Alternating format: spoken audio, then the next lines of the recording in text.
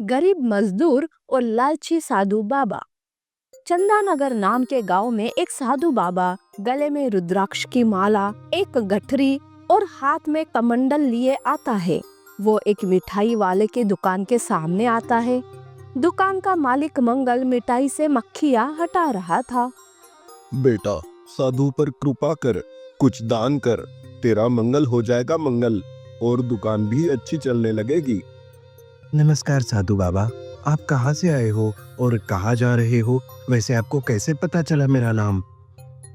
तब साधु मन ही मन, अरे बेवकूफ, मक्खियां मार रहा है दुकान में बैठकर, ऊपर से इतना बड़ा बोर्ड लगा है नाम का। इसे देखकर कोई भी बता सकता है कि तेरा नाम और कारोबार ठीक नहीं चल रहा।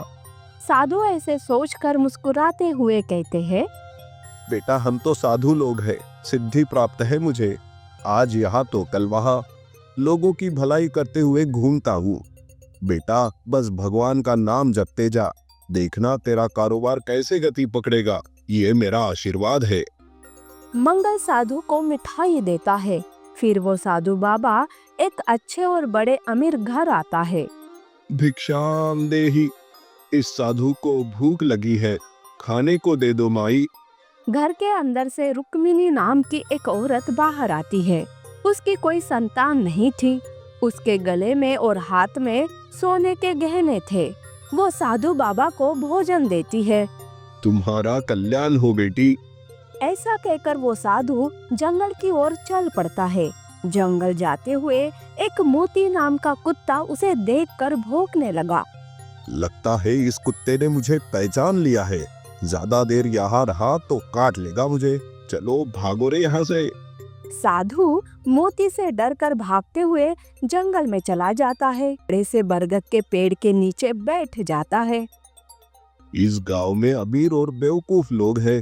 अभी तो मिठाई और भोजन से काम चला लेता हूँ, बाद में लोगों को बेवकूफ बनाकर उनसे मनचाहा धन हासिल कर लूंगा। साधु वहीं पर अपना डेरा जमा लेता है। दूसरे दिन मंगल अपनी दुकान खोलता है और भगवान का नाम लेता है। तब अचानक से उसके दुकान में ग्राहक आने लगते हैं। अरे, ये सब उस साधु बाबा की कृपा है। मुझे उनसे मिलकर उनका आशीर्वाद लेना चाहिए।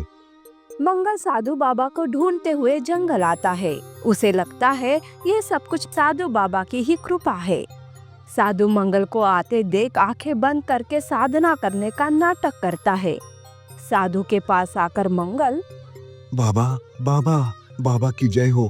आपकी वजह से आज मेरा बहुत मुनाफा हुआ बाबा। साधु आंखें खोलता है।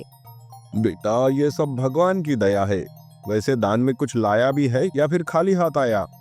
बाबा, ये मिठाइयाँ लाया हूँ।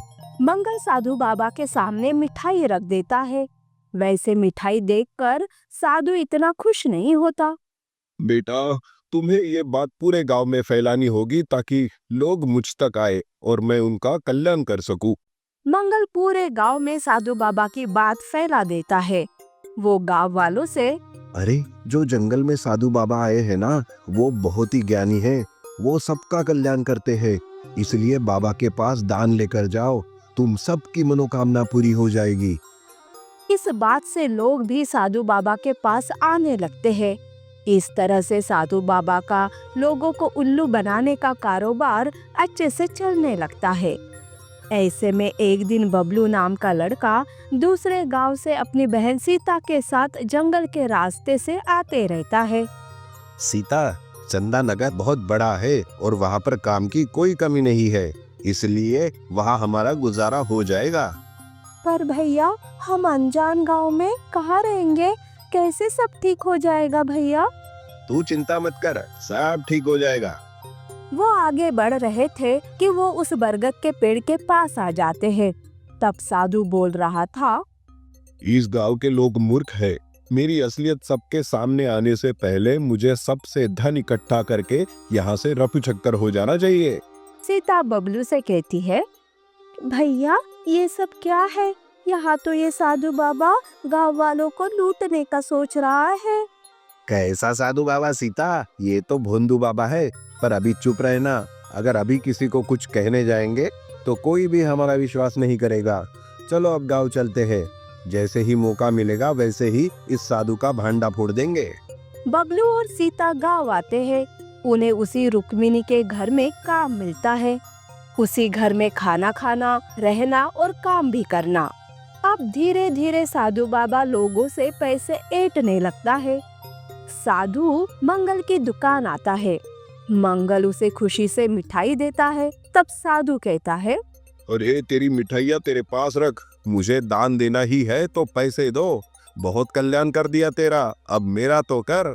मंगल साधु को पैसे देता है। अरे ये साधु बाबा को क्या हो गया? आज ये ऐसे क्यों कह रहे हैं? साधु हर किसी के पास जाकर ऐसे ही पैसे मांगने लगता है। वो रुक्मिणी के घर आता है। रुक्मिणी को कोई संतान नहीं थी। ये बात साधु जानता था। साधु आते ही रुक्मिणी भोजन लेकर आती है। बेटी रुक्मिणी, मुझे पता है कि तुम बिना संतान के दुखी हो। मैं तुम्हारे लिए पूजा करने जा रहा हूँ। पूजा होते ही तुम्हें संतान सुख जरूर मिलेगा बेटी, पर मुझे इसके लिए कुछ पैसे चाहिए। पर बाबा, मेरे पास पैसे नहीं है। तो फिर ठीक है, ये गहने ही दे दो, मैं इनसे ही काम चला लूंगा। रुक्मिणी बिना सोचे समझे सारे गहने उतारकर उसे दे देती है। ये सब बबलू देख लेता है। साधु पैसे और गहने गठरी में रखकर बरगद के पेड़ के पास आता है। गहने बेचकर जो पैसे मिलेंगे उससे मेरा कुछ दिनों तक अच्छे से गुजारा हो जाएगा। पैसे खत्म होने के बाद दूसरे गांव चला जाऊंगा। पीछे से बबलू भी आता है और अपने साथ मोती को लेकर आता है। मोती साधु पर भौंकने लगता है। तब वो डर जाता है। उसी वक्त ये साधु कहीं भाग न जाए, इसीलिए अपने मुंह से पुलिस गाड़ी के आने का हॉर्न बजाता है। बाप रे पुलिस, अब मुझे ये सारा सामान लेकर भागना होगा, पर ये मोती का बच्चा मेरा पीछा ही नहीं छोड़ रहा। साधु अपने पैसे और गहने की गठरी उठाने जाता है, पर मोती उसे रोकता है। अब कहाँ भागेगा भोंदू बाबा? रुक जा, गांव वाले भी अभी आते ही होंगे। साधु बाबा की ये हालत देखकर बबलू बहुत हंस रहा था। साधु पसीना पसीना हो चुका था। अब उसे गांव वालों के आने की आहट होती है। तब तो साधु बुरी तरीके से फंस जाता है। अरे बाप रे, गांव वाले इधर ही आ रहे हैं। अरे मोती, मैंने तेरा क्या बिगाड़ा है? प्लीज जाने दे मुझे। साधु मोती के सामने हाथ पैर जोड़ता है। उसी वक्त गांव वाले वहां आते हैं। तब बबलू सामने आकर कहता है, ये कोई सिद्धि विद्धि प्राप्त साधु बाबा नहीं है, ये तो भोंदू बाबा है। भोंदू बाबा सबसे पैसे और गहने लेकर आज यहाँ से भागने वाला था, इसीलिए इसे पकड़ लिया। लोगों के सामने साधु की सच्चाई आ जाती है। साधु को पुलिस के हवाले किया जाता है। गहने रुक्मिणी को वापस किए जाते हैं। गांव में बबलू की ईमानदारी और उसकी सूझबूझ की बहुत तारीफ होती है। नीति: किसी को भी धोखा नहीं देना चाहिए और आंख बंद करके किसी पर भरोसा भी नहीं करना चाहिए। इससे हमारा ही नुकसान होता है।